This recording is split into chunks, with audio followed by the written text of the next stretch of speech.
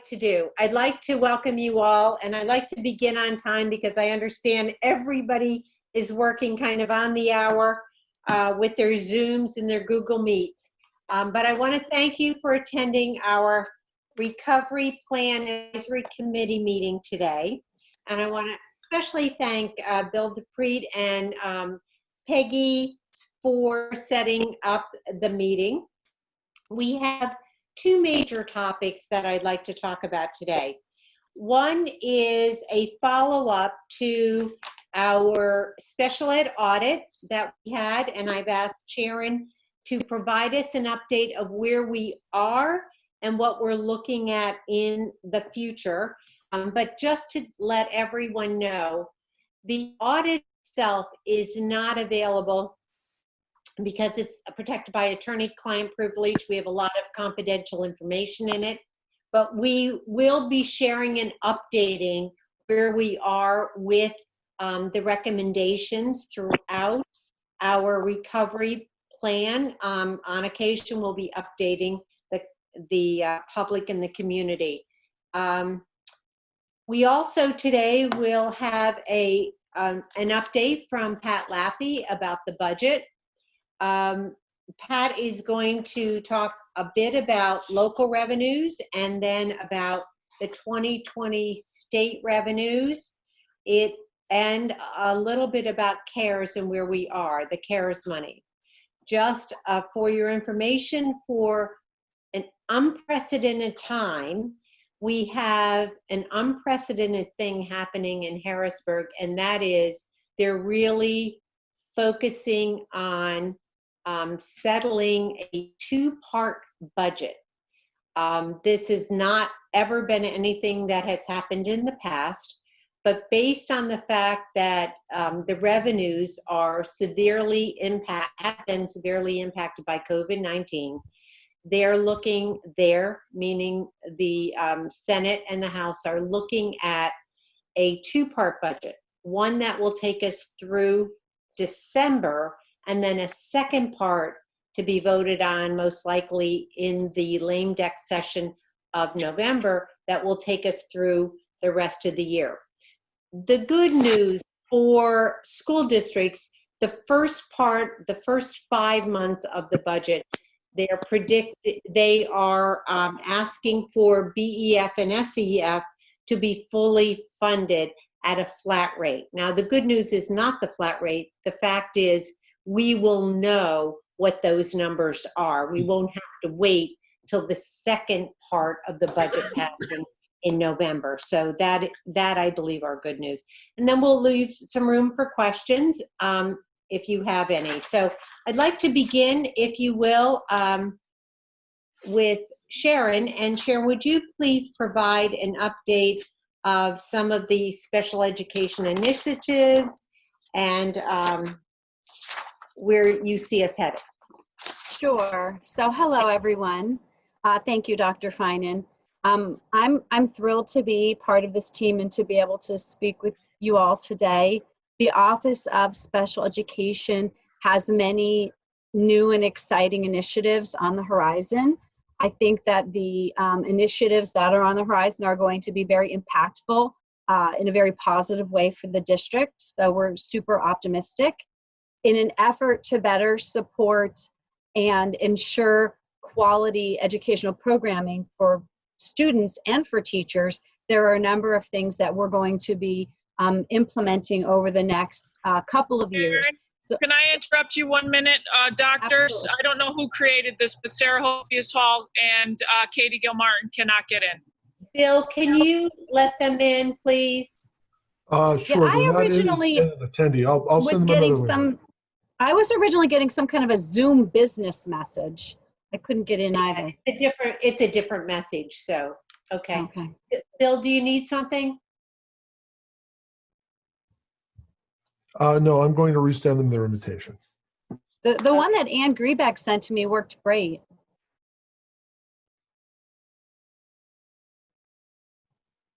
The one I got was really tricky. I thought I wasn't going to get in, and then magic.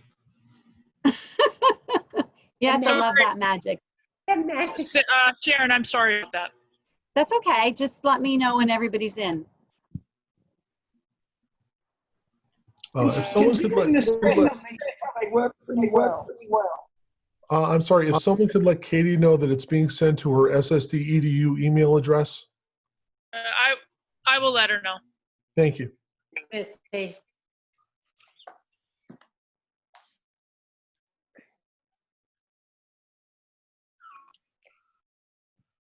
Sharon, I think what I would ask you to do is, okay, if you don't mind, would you start over? I'm sorry. Yeah, no, it's okay. I'm okay. All right. Katie's in. Hi, Katie. Hello, how are you? Hi, Katie.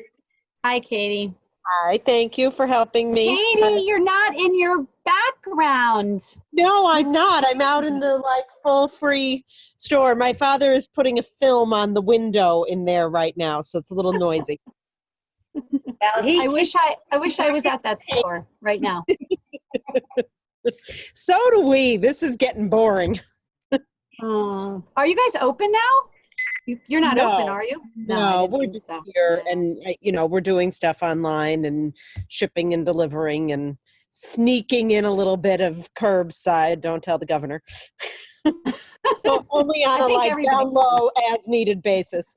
I'm closing my ear. You hear that, right? I won't tell him. Only people we know. Right. Sarah, are you in, Sarah? No, not yet. I'm working with Bill. We're working to get her in right now. Just 2 more minutes, please.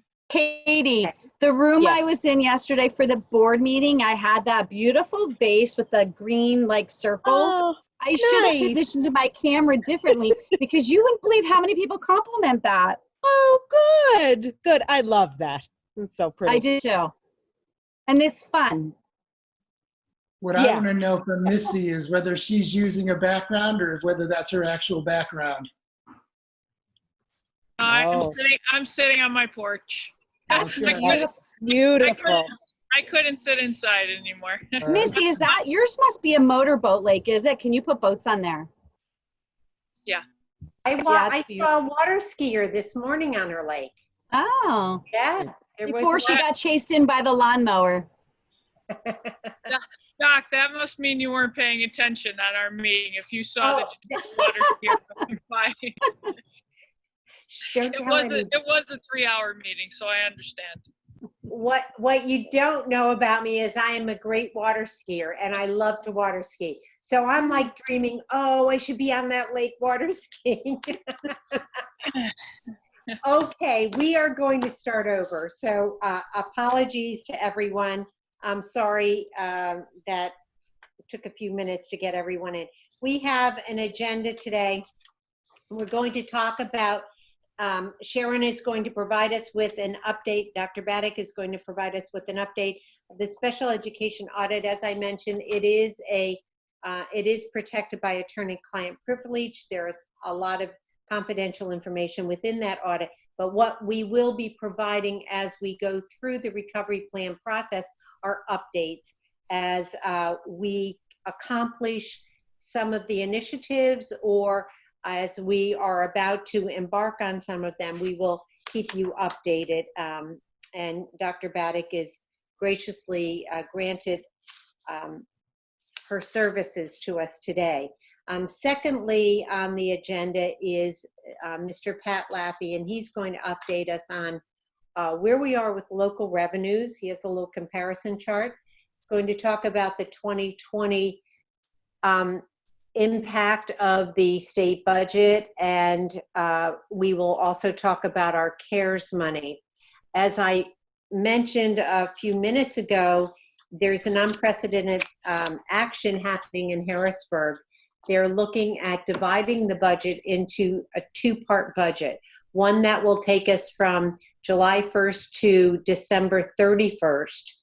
And in that budget, they're looking at funding the BEF, basic education funding for schools, and SEF, special education funding for schools, to be part of that piece of the budget. And then in November, generally around the lame duck part of the month, they're going to look at how the revenues have come in since we've reopened at whatever level, and then decide on how they're going to fund the second part of the budget. For those of you who may or may not know, they're down about, I think it's close to, well, I'll leave that out because I'm not really sure. I saw a couple numbers. I'll leave that to Pat to update us. But that's what we're going to do, and we'll have some questions, and you can ask anything you'd like about the recovery plan. So without further ado, Sharon, would you like to talk about the initiatives that your department is undertaking, please? Sure. So once again, thank you, Dr. Finan. And this is a very exciting time, in my opinion, for special education. We have many new initiatives on the horizon, which I believe fully will make a positive impact on Scranton holistically, and certainly on the Department of Education and the families and children that we serve.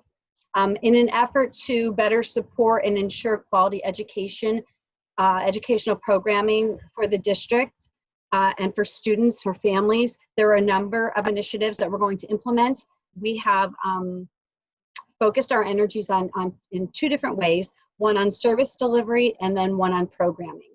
So I think that the best way for me to touch upon some of these things for you and present them in a way that's meaningful and I think concise, I'm going to start with the things that we're going to be implementing right away, and then the things that are more long-term over the next year to 2 years. So in the immediate future, we're looking at some service delivery improvements, which are much needed, which are mandated under the IDEA, and Scranton has not had in place, and we absolutely must do this. And these recommendations have grown out of a number of different, I guess, audits and different people who've looked at programming, including myself, the team from Sweet Stevens, who did a fantastic job. We've had Patton come in and voluntarily participated in an audit, and we've also had the Bureau of Special Education come in since I've been a part of the Scranton team. And complete consensus opinion that these are the things that we need. And I think that Sweet Stevens did a phenomenal job of cohesively putting that all together into one document to serve as really a guiding, actionable plan for the district. So I'm thrilled. And all of this, there's a bumblebee flying around me.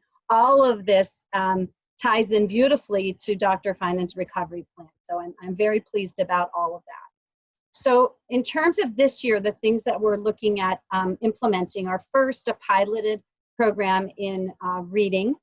We are in need, the district is in need of research-based direct instruction supplemental reading programming. Pretty much, if I had to put a number to it, 90 to 95% of all of our litigation complaints have some element of our failure to meet students' reading needs. So regardless of a student's disability, if there's a barrier present that's interfering with their access to education, the number one thing that's going to suffer is, of course, their reading, because that's the foundation for everything that goes on in school. So we're implementing a pilot program this year. We're implementing it at the intermediate and the high school levels. And so we have the building split. We're doing 3 buildings under, including Monticello as a building. So that's how we get 6. So 3 of the buildings are going to be piloting the SRA corrective reading. The other 3 buildings will be piloting the Read 180. We already have teams of teachers, and I'd like to thank the Scranton Federation of Teachers. Rosemary has been great. She worked with us. We put together a committee. We've worked with those folks. They've been participating with us in the preliminary trainings and the conversations and discussions we've had with the manufacturers. So everything is ready to go. The next step in that process is to train teachers, and we need to work out some of the semantics on when and how that's going to happen. And so we'll work that out and we'll let you guys know. But we're super excited because every time I go into a resolution meeting with attorneys, they ask me, what research program are you using? And I have to hang my head low and say, well, we don't really have one. And it's unacceptable. And it's very humiliating, quite honestly, because because it's inexcusable. We have to have it. So I'm thrilled that Scranton is moving in that direction. The next thing that we will be doing next year, so this is a year off, is we'll be piloting the other element where we're missing content, direct instruction content, supplemental content is in mathematics. So we will be implementing a pilot next year for the 21-22 school year, and then purchasing a program the following year. So those two initiatives are fantastic. The next thing we're going to be doing is resurrecting our unique curriculum. Right now, we have approximately 10 licenses left under that curriculum purchase. It was initiated many years ago, but it was not implemented with fidelity throughout the district. And so it sort of fell apart, which all of us, given our experience in education, are well aware that if you don't have follow through, things kind of dissolve and fade away. And so you need to make sure that there's fidelity attached to the implementation. So the plan is to use the curriculum, the unique curriculum, with students who have more complex learning needs, students who may be in full-time autistic support or full-time life skills support classrooms, who really need an alternative to the curriculum.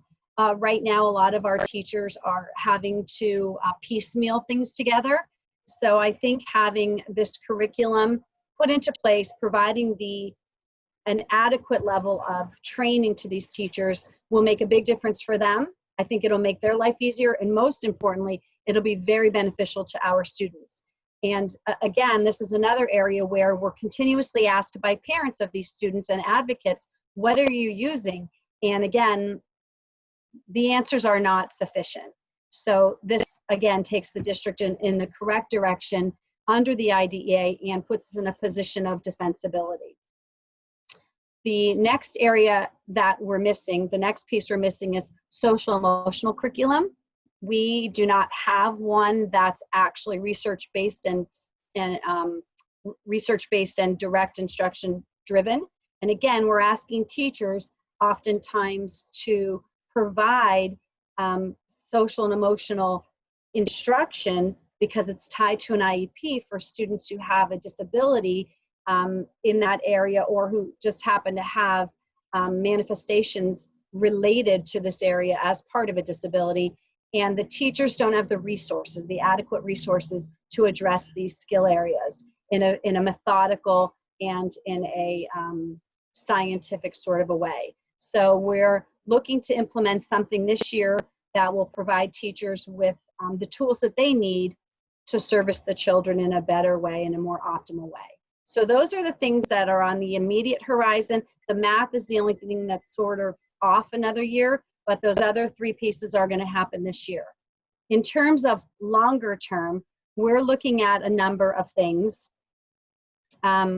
Before I get there, let me just quickly add, this has nothing to do with curriculum, but it's important and I want to mention it. We're also expanding our safe crisis management teams, which are our passive restraint and de-escalation teams, to include all buildings in the district. Right now, we don't have all buildings included. That is part of the special education plan, so we're going to make sure that that happens. So we'll be doing some training to create new teams, as well as providing training to recertify the teams that are already. We will also continue to support teachers in their in owning their skills at writing solid IEPs that are actionable and measurable. And we do have an IEP auditing team that was developed. And again, Rosemary and I worked together. We put that team together last year, and that team is still a functioning team. So we will continue to utilize that team as a support for the rest of the district and for the principals moving forward.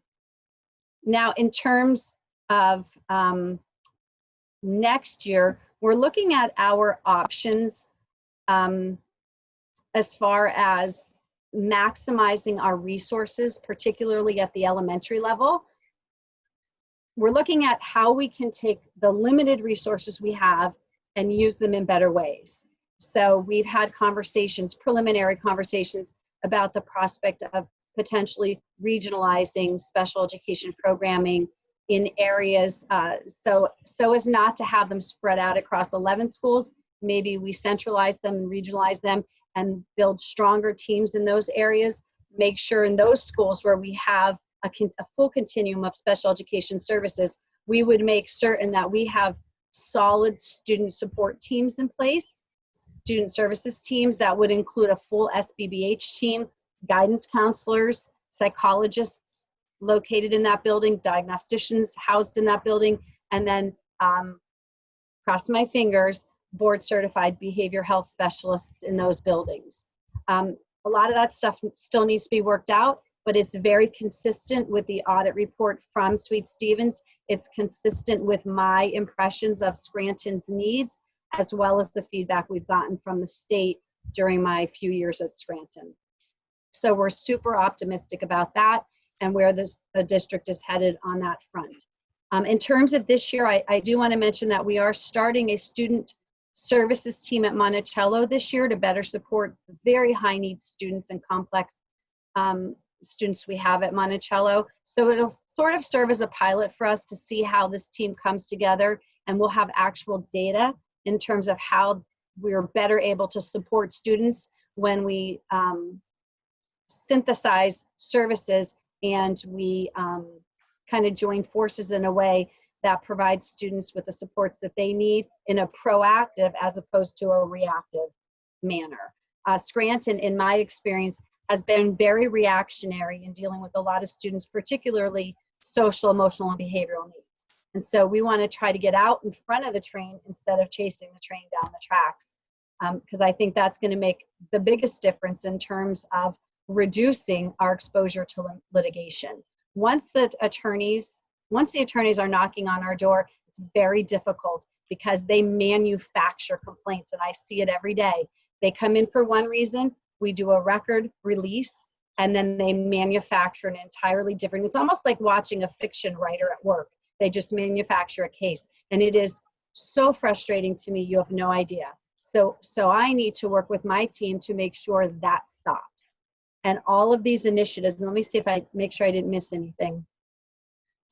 We're going to do another professional development for all the teachers in AimsWeb. Rosemary, you've probably heard complaints about the AimsWeb Plus system. That's our new progress monitoring system. We had some training. The system isn't necessarily difficult, but it's very different than their old system. And so the teachers were not universally comfortable in using it. So some reverted to the old paper and pencil, and I tolerated that. I was okay with that because I was more interested in teachers getting the progress monitoring done than using the new platform. But now we need to move all teachers into using the new platform so that there's consistency in not just the collection of data, but the output. So we will be offering another training in AimsWeb. We will be also developing a gifted education manual and testing protocols. That's something the district has been missing. And then we will be also developing a Section 504 plan manual for use by the administrators and the 504 teams to just better support the development of those plans and then the ongoing monitoring of those plans. And I think that's pretty much everything we have going on right now, which is enough. Thank you, Dr. Baddick, very much. The goal, as you know, of the audit was to include qualitative and quantitative review of the entirety of the district's special education program. And Dr. Baddick has just shared with you, as a result of the audit, where we are now and where we're moving to in the 2021 school year. And as I mentioned earlier, in the recovery plan, the initiative for this special ed audit can be found on page 46. But I also wanted to mention that there were 3 attorneys who worked on this audit. We had great cooperation with all of our staff, including our administrators from Act 93, our administrators from the central office, as well as all the teachers. And I know Ms. Boland and I also participated in a group discussion at one point. There were 65 structured interviews that were conducted. And as I mentioned earlier, this report is protected by attorney-client privilege due to the confidential nature of the report. In order to work with what we have and where we want to make improvements, we ask for a detailed report. So I thank you, and I will ask Sharon on multiple occasions as we meet to update you on where we are. Sharon is, if you have a question, we'll hold it to the end if you don't mind. I'll ask Pat to go over the budget piece, and then we'll take questions at the end. So thank you, Sharon, very much. Mr. Laffey, would you like to give an update on local revenues, the state revenues, maybe update us on the budget, where it is? Absolutely. And then the CARES money. Thank you, Pat. Certainly. Let me see if I can share my screen. Looks like I will be allowed to. Okay, so this is just a quick snapshot of the first 4 months of 2020 compared to last year of 2019. As you know, there's been reports from various organizations, one that we rely on heavily, Pennsylvania Association of School Business Officials, that obviously COVID-19 is going to affect local revenues by an estimated $1 billion throughout the state. So what we continue to do is work with our single tax office in Berkheimer to get pretty current updates as to what our collections look like. So if we focus in on this highlighted part here, you'll notice that our real estate collections are ahead of prior year by $775,000. That is, I would say that's not a surprise. We did raise taxes to the Act 1 index, and we did move forward, or we eliminated the single discount period and also moved forward. We eliminated the double discount period and moved the single discount period forward to March 15th. EIT, the single tax office only collects delinquent EIT, so that's a very minor change, nothing to be concerned about. And LST, according to the single tax office, was on pace for the prior year. You'll notice the biggest drop was due to business privilege mercantile of approximately $2 million. The district budgets about 7.2 or 7.3 for those two taxes.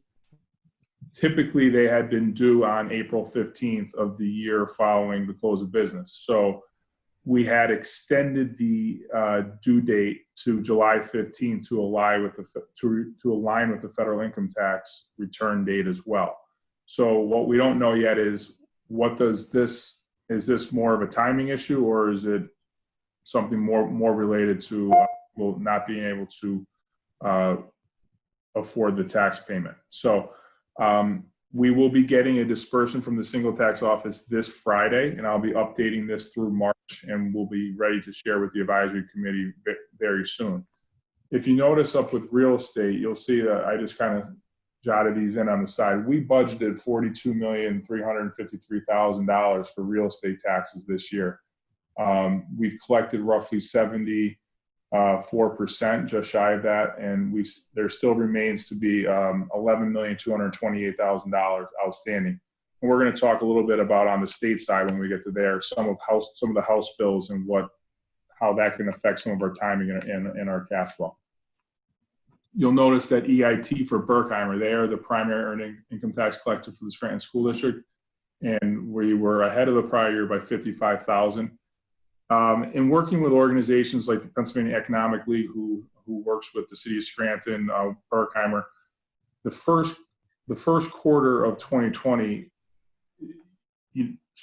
was not severely impacted by COVID-19. So we anticipate a better judgment of how the EIT taxes will be collected sometime in August, when the employers and the businesses remit their quarterly employer withholdings by the end of July. So I think we'll have a better idea of what that impact is sometime near the end of the summer.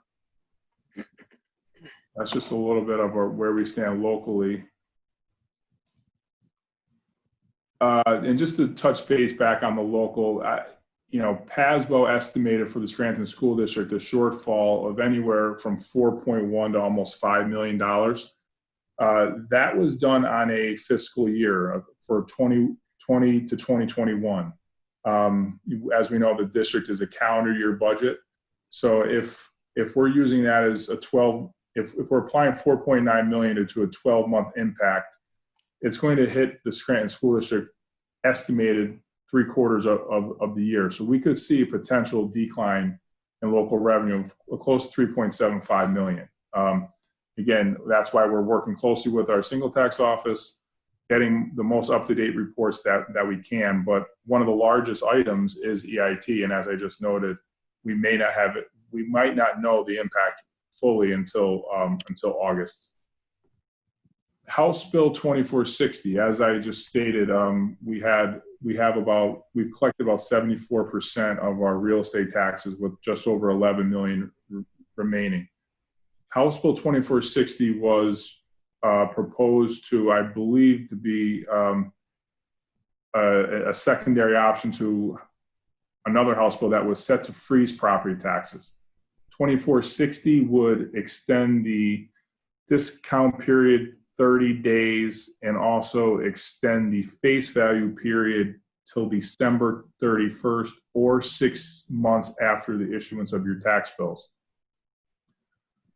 Working with the single tax, we've issued our tax bills sometime in early February. That would defer our, or it extend our face period to sometime in, let's say, the first week of March, which it was originally set for June 30th. The district had collected in prior years about $239,000 related in penalties. So what we've done here is just estimated 1 month of, lost penalty, revenue, and it's anywhere, in the range of, $40,000 to possibly $50,000. On April 15th, the district received, now we'll move to some of the state numbers. On April 15th, the district received the certification of the property tax relief money that we would be receiving $4,373,000. It was then rescinded, and we're waiting to see what the new allocation may be. They're estimating 50% reduction in those funds. So that would be a reduction of approximately $2,186,000 to the district. The one positive is that we've deferred this. We received this in the second half of our year, which is the first quarter of the fiscal year. First half of the fiscal year. So when we receive those, we defer that revenue until the next year, when we allocate those funds to the taxpayers for taxpayer relief. So at the close of business on 12/31/2019, we have approximately $4.4 million in deferred revenue that we will recognize in 2020. So we will recognize the revenue in 2020. I think right now we have more of a cash flow issue in possibly the worst part of the year, which is technically August and October heading into December. So, we're going to have a cash flow issue for 2020, and this will impact how much the district is able to reduce property taxes in the 2021 calendar year, budget year. So we're paying close attention to that as well.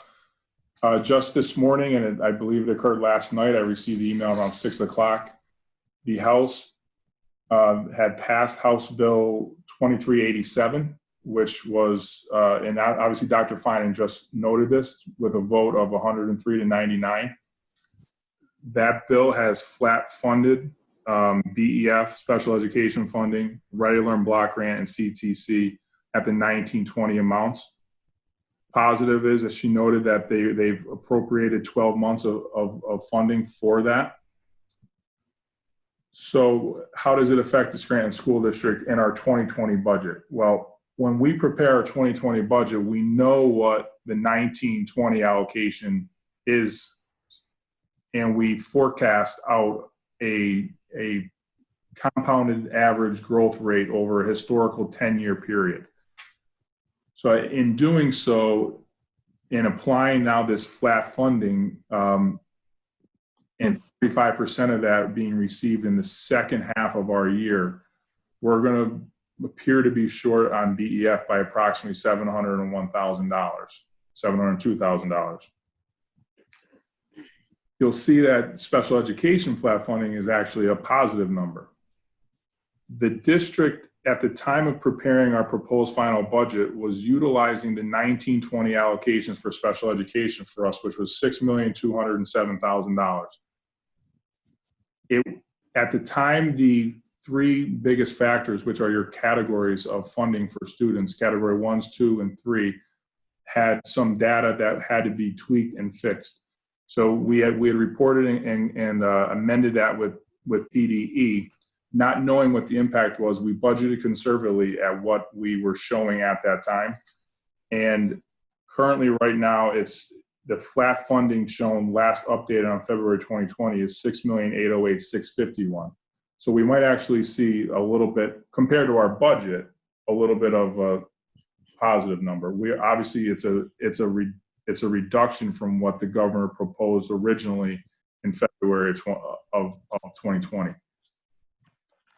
You add up these items here, and we're looking at an estimate around 6.4, potentially an estimate of revenue loss of approximately $6.4 million.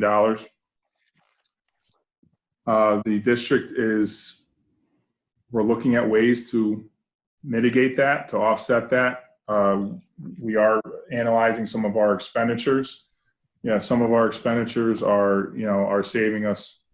For example, our Kelly services, our sub costs. We tracked the $100,000 savings on that. So our expenditures are in the hundreds of thousands of savings. Our revenues offset though are in the millions. So we're working very hard to figure out how to mitigate this as much as possible as we enter the summer.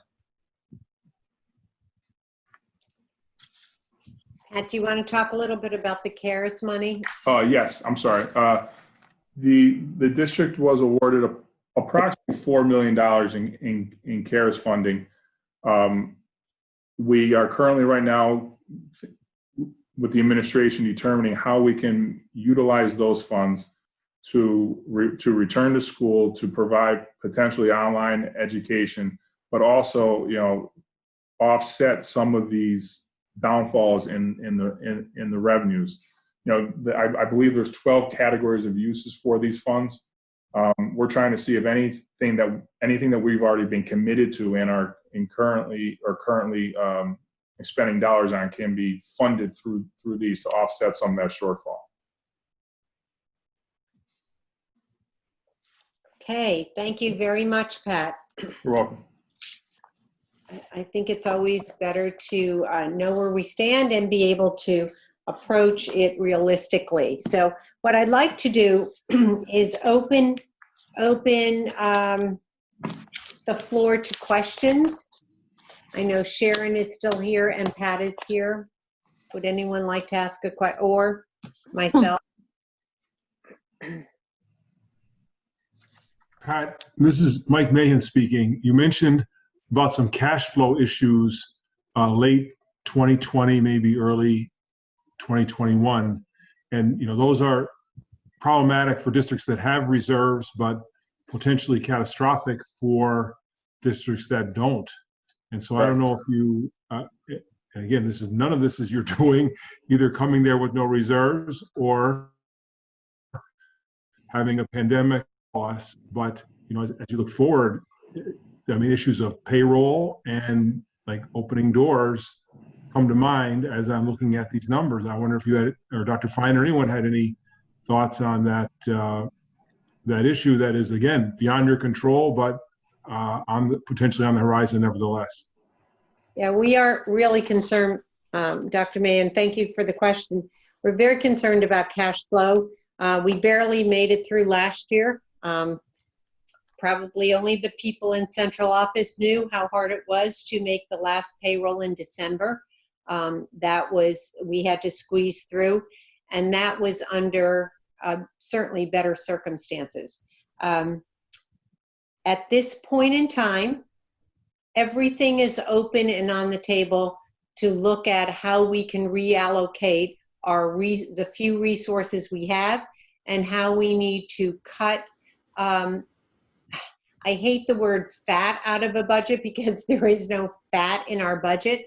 But I think we have to look at everything. It's like taking a blank sheet of paper and saying, what are the most necessary items that we need to operate, meet the letter of the law, provide the education to our students at the level of what is expected and by law, and then what can we do without? And that is where we are right now. We are at the very beginning stages. The pandemic certainly has not helped. As you know, in the recovery plan, the only reason we're even where we are is because we raised taxes to the index, and we did make those changes in at the date of collection. I think we would be in worse condition if we hadn't made those changes. I think it is foolish for anyone to think that we are going to return to normal come September. I really don't see that happening. So what will our new normal look like is the real question. Given the fact that we don't have $1 in a reserve account, we have to do some really deep cuts at this point. And we are prepared to do so. We're prepared to look at everything. I think it's unfair to promise anything at this point, but we do need to educate children. That is our mission, that is our goal, and we will do that. It may look very different. The CARES money we're very thankful for, and we will use a large portion of that to buy more technology for our students so we can deliver online instruction, et cetera. There are a number of things that we need to do, but cash flow is a problem. It really is. And we will be in a terrible position.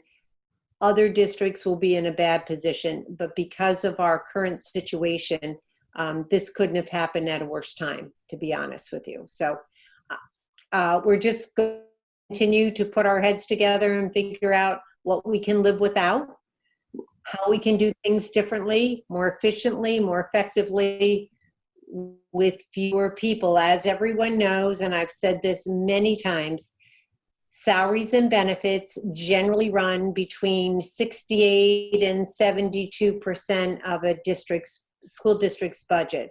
Ours is on the high side at 72, 74%, depending on the year. We have to look at that. We need to make up $7 million. It's going to take a lot of $100,000 of cuts to make up that $7 million. So that's what I can share at this time. I don't know if Missy or Pat would like to share anything. I think everything's on the table, to be honest. Yeah, I'd like to say, like, Dr. May is absolutely right. When the end of the year is tough every year for the trans schoolers. We don't have the reserves. We don't have a nice balance in our fund balance or checking accounts to carry us through. This is going to be extremely, extremely difficult. In terms of purchasing, if it's not funded by something like a title grant or a CARES funding, we're going to be looking to hold off and only pay things that we are committed to. The goal is to, I think, pay the bills that we've already had so far, and then hopefully not create new ones. Correct. Pat, this is Rosemary. I have a question, and it's been bothering me, and I hope you can help me out. Because of the enactment of the law recently, well, not recently, at the beginning of this COVID, I know certain contractors have been being paid because of the law. How is that impacting us? How many contractors do we have currently that we've had to keep paying their bills, even though they're not servicing students or servicing our buildings anymore? During the virus, I mean. Well, I can't give you a total, I can't probably answer that question completely. But if we have a contract, if we have a lease for rent, we've been making those rental payments. I know some of the contracted services, Sharon, maybe you can help. I think we've curtailed that as much as possible. If they're not providing some type of benefit to students, we're not calling them, so there would be no cost there. The bus contract, right now, we've not been paying. We're in the process of negotiating that with them now. Which bus contract? Are you talking about the vans? Because I know you were doing that. Both contractors. Talking in general busing. Yes, busing in general. Yeah, it'd be both. It'd be all contractors. So what about the van service? I thought that wasn't that supposed to be renegotiated now? I'm sorry, the temp service or? No, the van service for special needs kids. Mm-hmm. We're in negotiations right now, Rosemary. We are in negotiations with that, We Rosemary. have not paid because we're in negotiations with. Is that what you're talking about, though? The van service, or are we talking both buses? We're talking about DeNaples and Red Top. Both. Both, Rosemary. Both contractors. Both contractors we're in negotiations with. And you're right about the van service, Red Top. Their contract ends June of 2020. And Right. we have initiated a very brief contact with them about negotiating just a possibility of a 1 year, because we don't know what this year will bring. So we've not gone very far with that, just so you know. Rosemary, I can tell you that as far as subcontracted employees through the Office of Special Education, we eliminated all those, we paused, for better lack of a word, all contracts during that initial period of those 9 or 10 days. And then we brought them back once we implemented the continuity of education plan. We brought back half of that workforce on a very part-time basis. And we're still only operating at half of that workforce, essential service providers only, and I have cut their hours by 50%. Okay. I just wanted to make sure I was understanding. So let me say what I heard you say and tell me if I got it.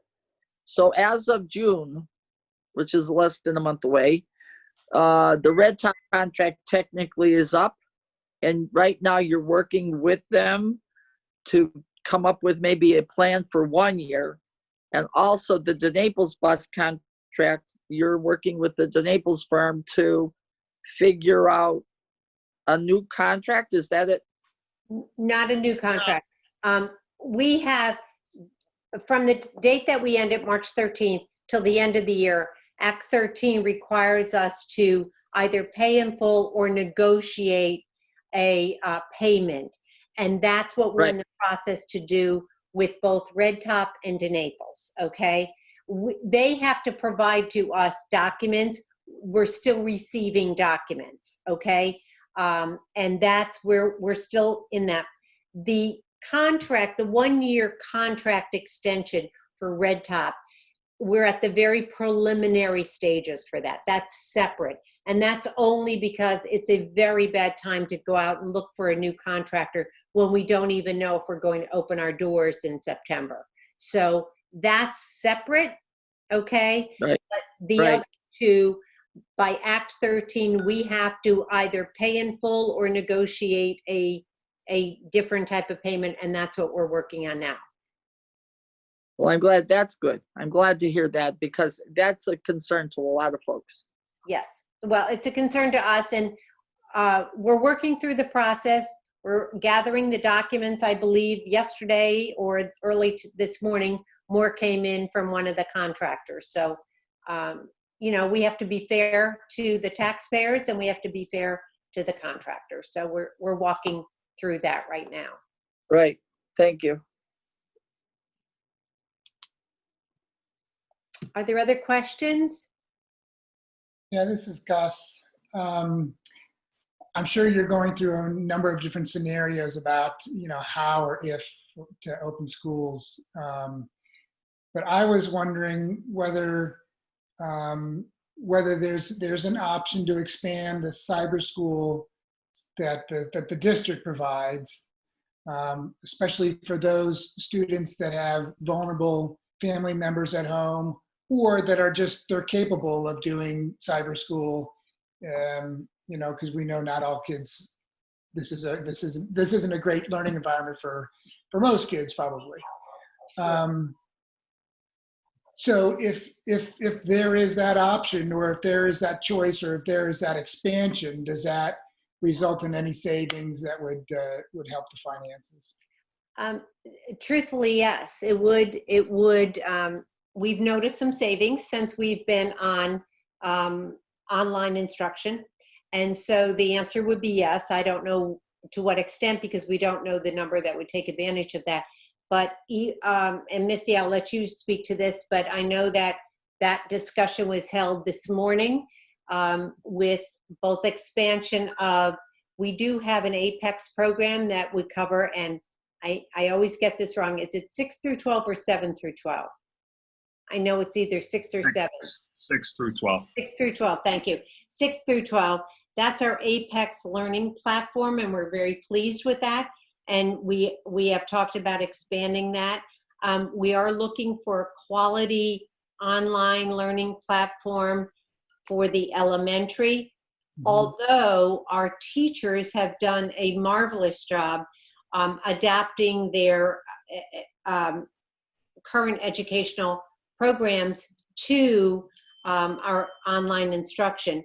And so it could be a variety of platforms, but I do know, and that's part of what is in the news every day, that there are parents who will be afraid under the best of circumstances to send their children back to school. So we are going to have an avenue to be able to educate those children in an online environment. And that's why our CARES money, we're dedicating a very large portion of that money to purchasing additional technology. And we were awarded an equity grant that we purchased about 1,700 computers that will be available. So we are trying to get to a one-to-one environment, Gus, so we can do the types of things that we need to do in the district. We're really trying to advance that at a really rapid rate. Missy, did you want to add to that? I know you've worked. Yeah, I mean, you said most of it, so I certainly don't want to repeat what you said. But one of the obstacles we have, one of the positives we have, is we do have our own cyber program. One of the obstacles is not everybody has a computer. So as Dr. Finan said, we're looking to continue to invest in technology, looking at all different types of scenarios. Right now, the Apex program is very, very well received by our teachers, by our students. So if we can move forward with that plan, yes, we can move it. One of the obstacles we have right now with our online learning is many families have more than one child. So if we can only loan them one computer and they have 4 children, we can't do a traditional log into your computer at 8 o'clock and log out at 2:30 because they're all fighting for one computer. So in order to advance our system with online learning, if we can provide that one-on-one technology, then I think we can be pretty successful with that. And as Dr. Finan said, we are looking at a platform, consistent platform with our elementary students, so that if we do go back in September and are not a hybrid approach, or all of the approaches that everybody's talking about at this point, if we are strictly online, that we would be able to provide that for our students.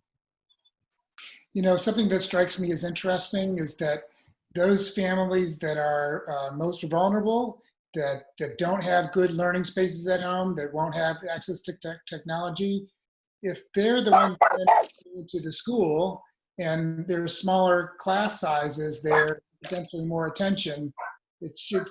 could be a really, I mean, interesting dynamic. I don't know, just something to look at. We have talked about all options. Who does come into school? Does the special education students enter into the school? Do we use Scranton High School? I mean, I'm just throwing out, these are all of the things we're talking about. Do we use Scranton High School as an elementary center where we can get more students in our high school 9 through 12 or online? We are looking, just so we are looking at all those options. The problem is we're trying to plan for the unknown. We don't know what August is going to bring or what phase this or the CDC guidelines are going to. So we're plotting all types of scenarios, and hopefully by the time August comes, we have that scenario set. Another problem is we have 18 buildings, between 200 kids in one building and 1,500 in another. So to say that I can make a district plan is probably not realistic. But to say that we can put a framework in place and then based on the building or the capacity of that building. So we do have some obstacles we need to overcome, but we will. And, the priority right now is to make sure that our kids are safe. And so we're going to put them in a situation. We're not going to put them in a situation just to say you're going back to, because I don't know if we ever will go back to that normal that everybody talks about. So whatever that looks like, we're going to try to do our best. It's always an obstacle. You heard a lot today with no money, given this situation that none of us created. And we're trying to, we have hard decisions that are going to need to be made, and everybody needs to know that, because to say that we're going to continue as normal is not realistic. So moving forward, there's hard decisions that have to be made, or, we will be in receivership. And I think what we have to do is be fully conscious about all the guidelines that we have to follow and all the social distancing issues. I think daily, twice daily, we're talking about what if scenarios. What does it look like? No one has the answer. So the only answer that we can do is come up with what we think will best fit our needs, given this scenario. I think that the most frightening piece of everything is the prediction that late September, there will be a resurgence of the virus.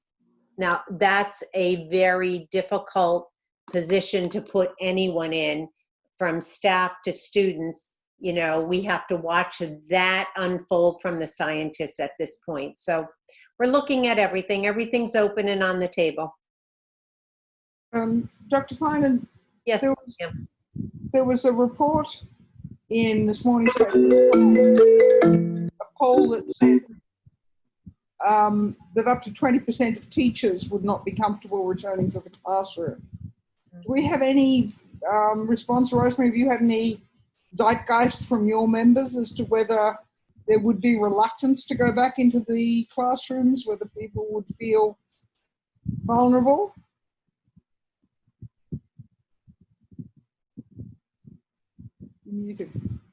Rosemary, you're on mute.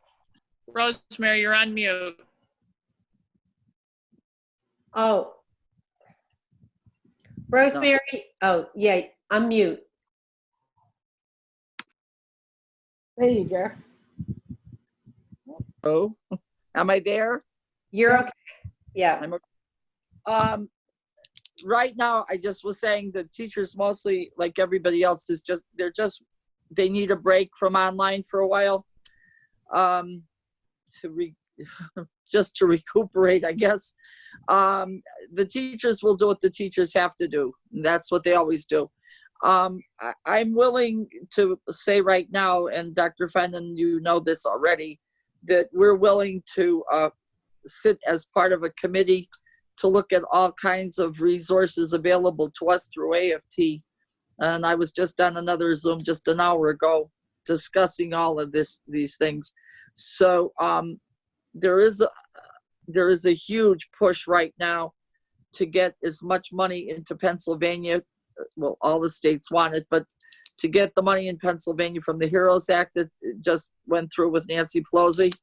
I was on the phone with her last night for almost 2 hours. So let's keep calm, I think, and let's put our minds all to work on this problem. I think we can put it together, even if there are about 15 if-then problems to solve. But I think we can handle it. I think we can handle the problem. People are afraid. Dr. Finan is absolutely correct. It's on the news every single day of the week. People are afraid. And after this past weekend, and I'm going to use this word, to see such stupidity in adults and people past the age of 21 not following any kind of guidelines, how do they expect the virus to disappear when people are not taking responsibility for their actions? So that's our concern right now. It's not even June, and we see this thing might start up way before September because of this kind of behavior. So my hope is it doesn't, but it is what it is. But we are at the ready. The teachers will cooperate in any way they have to do to help get this plan in place. And I think, to be very honest, resiliency is a great word to use with what has happened this year. It's been a difficult year, not the least of which we have a new administrative team that just got thrown into it, started in a tough way with a number of issues. It grew from bomb threats to lead in the water to asbestos to school closures because of COVID. I mean, what kind of year could you imagine? Never like this has it happened before. So I think what we have to do is remain calm. I think that's a really good word. Know that we're in this together and know that we will come up with a solution, and it may be a multifaceted solution. It's not a one-size-fits-all anymore, I don't believe. I think it's going to have to be different plans and accommodate different types of needs and different types of, as Missy said, maybe the largest building has to house our elementary. Who knows? Maybe they do, because we have larger spaces there, and our online learning will be for the older students. I don't know. But I think the fact that we can work together on solving this or coming up with several solutions is the best that we can do. And I thank everybody for their support. I really, the most experienced, and Dr. Mann, if you're still on, you're a very experienced superintendent. Even this has to be a trying time. And I look at it with, we don't have a lot of experience, but we don't have a lot of money, but we're still holding it together. And all we need to do is finish this year and then really delve into what we have to do for the future. We can't manufacture money, so we're going to have to make some hard decisions about that. And we will. Well, I see a community that will do whatever it takes to protect their children. So that's what we will do.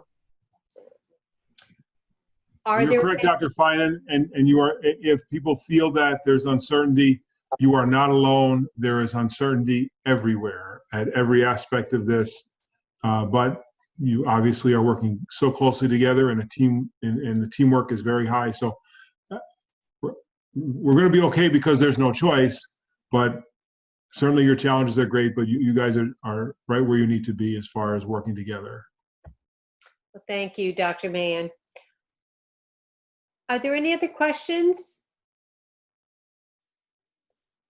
Sorry about some of the lack of, it took a little longer to get everybody in, but we're all in, and I thank you for attending today. I really appreciate it. We did record this. It will be posted on the website so that anybody who wasn't able to make it can watch our recording. And I want to thank everyone for today, and I hope you enjoy the little bit of sunshine that's left. Thanks. Bye. Thank you all. Thanks. Thank you. Bye.